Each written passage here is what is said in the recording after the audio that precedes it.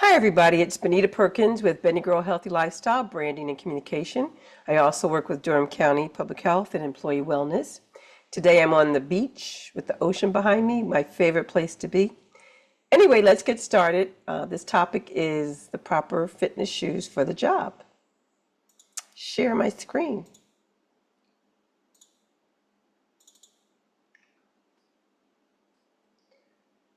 Let's see if we can do this from the beginning.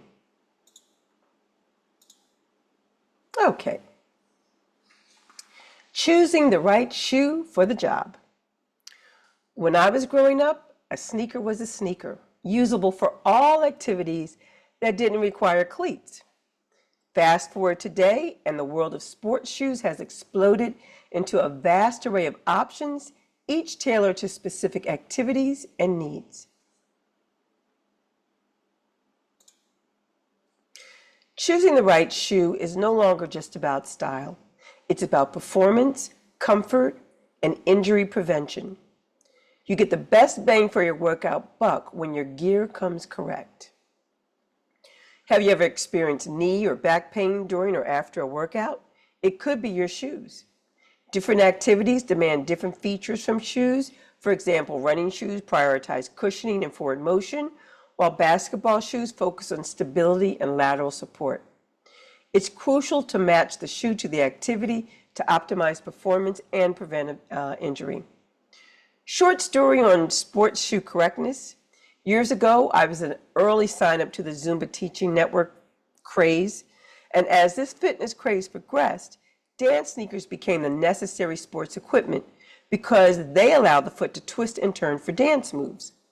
The high demand meant I had to wait almost 2 months to receive these sneakers while I was teaching 4 to 5 classes a week. During those 2 months, it became harder for me to lift myself out of bed, literally, and my whole body hurt. The day those miracle shoes came in the mail, the suffering stopped. I became a believer at that point in the power of the right sneaker for the right job. That was a real wake-up call. So let's do a roll call of fitness shoes. Let's start with running shoes. A good running shoe, no matter what the brand, will have high-quality cushioning systems in the heel and forefront. The upper of a running shoe will largely focus on lightweight breathability and have less structure than other specific sports uppers. There are various technologies for running shoes, so look for technology that meets your cushioning needs while providing the right weight for your feet.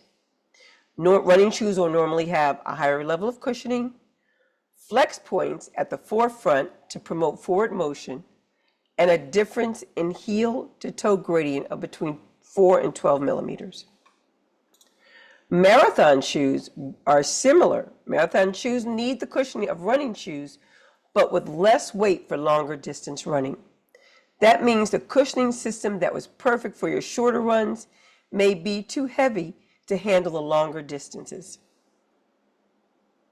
Expect to see long-distance shoes reduce the upper material to minimalist status and then return energy to the runner by introducing carbon fiber under the foot for lightweight energy return.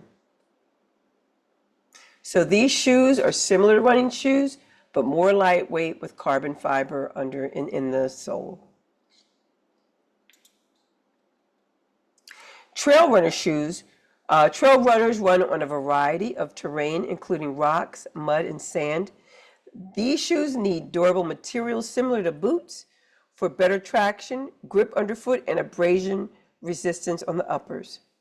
The uppers, while needing to provide protection against the elements, must also remain lightweight since this is still a running shoe. So think of durable with enhanced traction and lightweight protection.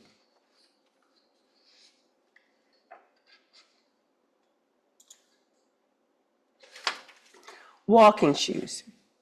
Walkers need flexible, lightweight, flat shoes as they strike with the heel and roll through each step. Generally, walking shoes are stiffer and heavier than running shoes, and if you're not happy with the available choices of walking shoes, you might be able to find a running shoe that fits those requirements. Again, walking shoes need to be flexible, lightweight, and flat. They're stiffer and heavier than running shoes. Hiking shoes. Hiking footwear needs to offer a combination of support and cushioning and protection for when the going gets rough. While you can use walking shoes, they do not offer the real ankle support or protection. If you're going to go off the beaten track and into the wilds, boots actually are a better option. So think of hiking shoes as supported and cushioned for rugged terrain. Basketball shoes. Cushioning and stability must merge together to assist in explosive moves that could take a wearer in every direction possible. The linear focus of a running shoe doesn't have the stable support needed for basketball's quick lateral moves. A good shoe will have the ability to lock in heels and provide powerful midfoot support to keep the feet over the shoe's footbed. Again, a basketball traction pattern solves for multi-directional movements, and the technology for basketball sneakers has developed akin to running shoes with various types available depending on a player's foot style and weight. Dance or Zumba shoes, and I've already given a little tidbit on this. Dance shoes are specifically designed to support the feet, but still allow for bending, spinning, and movement. Spinning is the key word here. A lot of brands will say their fitness shoes are appropriate for Zumba and other dance fitness classes, but if there's too much traction in the forefront area of the sole, there is a high potential for injury. Most pairs come with a type of sole fabric like a rubber to give you that extra bit of support and cushioning. The most popular style is lace-up rather than pull-on because they provide greater stability. Dance sneakers are not intended for general use because they do not provide enough arch support for daily walking. So think supportive with a sole that allows for spinning and movement. Weight training. And I was really surprised to see that there's a specific category for weight training sneakers or shoes. Proper weightlifting shoes have no shock absorbing qualities, but instead just offer lots of support. The design focuses on construction and comes with more collar height and structure around the ankles to support lateral movements.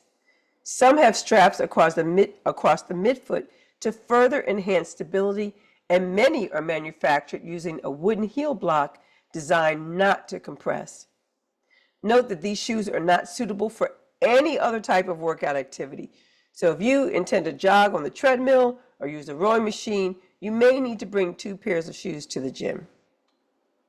Again, supportive with minimal shock absorption. CrossFit and cross trainers. Cross training describes any physical activity that's done outside of an athlete's chosen sport.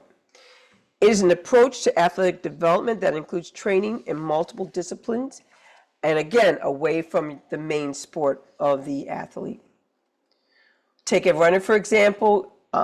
They may lift weights, go cycling, or swim to help aspects of their running. There are benefits to their running that come from mixing the different training methods, like reducing injury and improving strength and power. The important point is that they're all aimed at one outcome, making the sport or the main sport better. These shoes can work for HIIT and group exercise classes, and fitness shoes are typically designed to increase the awareness between your feet and the ground to add stability to your movements.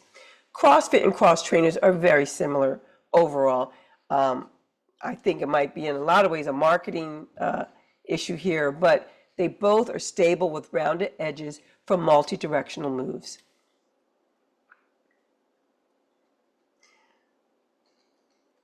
Cross trainers, depending on the style, will normally have, like I said, this rounded edge.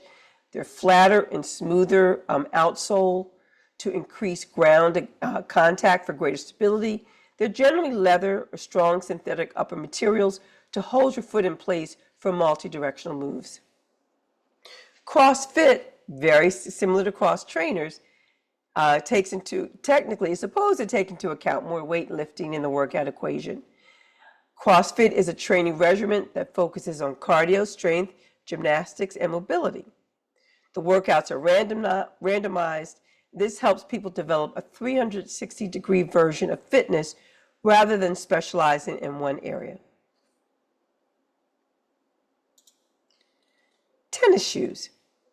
These shoes have upper materials, again, lightweight, breathable upper materials, which is a lightweight design. Because it's a sports court shoe, like basketball, these shoes need cushioning to meet the needs of the hard impacts and stability that can allow a wearer to move in any direction. You need traction patterns that fit sudden change of direction, and you need cushioning and stability. But they're lightweight, like a running shoe, to allow for speed. Bicycling and mountain bike shoes. Who knew that there were all these different shoes for these different sports? For a leisurely short distance bike ride, most sneakers will work fine. But if you're involved in distance, uphill, downhill biking, proper shoes will make the journey more comfortable. These shoes are stiff to save energy in the pedaling. They're also used with toe clips or clipless pedals. Using toe clips or clipless pedals means you don't just push down on your pedals, but you also push forward, pull backward, and pull up. This makes for much more efficient pedal strokes. A pair of cycling shoes can help ensure that the union between you and your bike is as solid as possible, and that will enhance your cycling performance. Again, stiff with efficient energy transfer for pedal strokes. Mountain bike shoes differ from road bike shoes by featuring added traction in their soles, higher foot ankle protection, waterproof liners, and a tightening system to help keep the shoes on your feet. These shoes can include cleats that attach to pedals, or they can have a large platform. These shoes need balance, grip, and durability. They also boast midsoles that provide support and comfort and can absorb vibrations transmitted via the metal pedal. So think durable with added traction and foot ankle protection. Lastly, minimalist shoes. The Journal of Foot and Ankle Research defines this footwear as providing minimal interference with the natural movement of the foot due to its high flexibility, low heel to toe drop, weight and stack height, and the absence of motion control and stability devices. Minimalism was born from the simple less shoe, more you premise. The idea is that less cushioning and support from your kicks means you'll engage your feet more and strengthen the muscle fibers that get neglected when you're all laced up.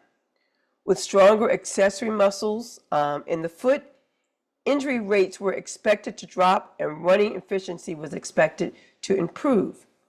The jury is still out, with some wearers incurring injuries and others swearing by these shoes.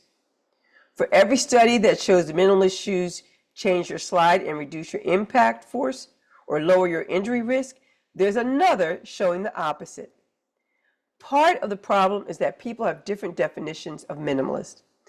Ironically, these unengineered shoes are considered good for a wide range of activities, including strength training, running, cycling, and group exercise classes, although some heavier exercisers may suffer because of the lack of cushioning. Again, these are highly flexible, low heel to toe drop, no motion control or stability, very lightweight.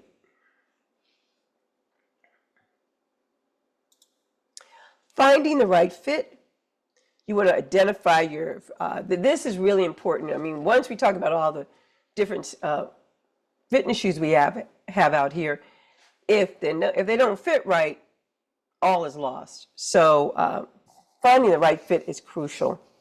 Identify whether you have, how your arch is, flat, high, or neutral, and consider factors like size, sock thickness, and pronation issues. This will aid in making the right decisions for brand and style. Follow these fitting tips from foot and ankle orthopedic surgeons when purchasing your next pair of shoes. Never purchase shoes based on size. Manufacturers have different last and moldings which vary in arch, height, heel width, and toe box size. So certain manufacturers will fit you better than others. A size 8 Reebok sneaker may translate into a size 8.5 Nike. It all depends on the cut and shape of the sneaker. Ensure there is no wiggle room with your toes with your workout socks on. And with the workout socks should also provide some shock absorbency. Make sure you can fit at least one thumb between your longest toe and the end of the shoe's toe box.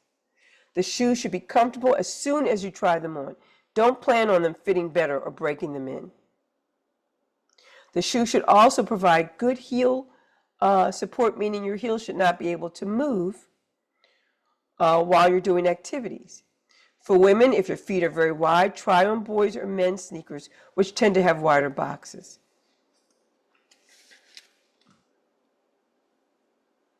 If you can, purchase shoes from a specialty store where the staff will provide invaluable input on the type of shoe need for your support, as well as with proper fitting. Try shoes on after a workout or run or at the end of the day when your feet are at their largest. Fit your shoe to your largest foot.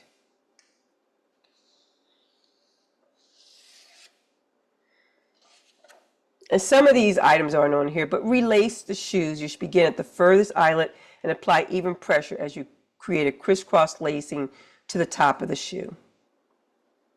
Change shoes regularly. According to the Mayo Clinic, fitness shoes should be changed after 150 hours of cross-training to maintain support and shock absorption. For avid exercises, replacing sneakers every 4 to 6 months is essential. And for runners, the rule of thumb is to replace sneakers every 300 to 500 miles. If problems persist after the purchase of sneakers and you follow all these guidelines, you need to see a podiatrist to determine possible pronation issues that should be addressed. More than half of all people overpronate, which tends to be associated with low or flat arches, or underpronate, which is associated with a high arch.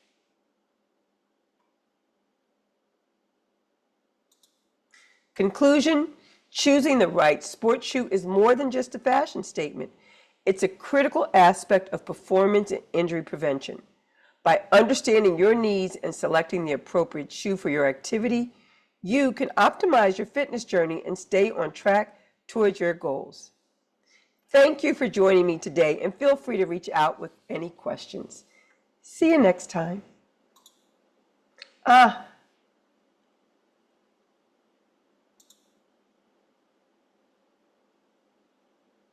I just realized I didn't have a slide with my contact information.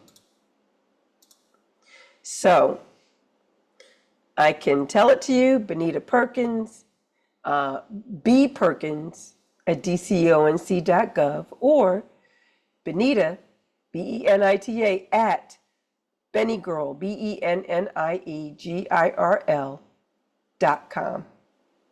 So that's it.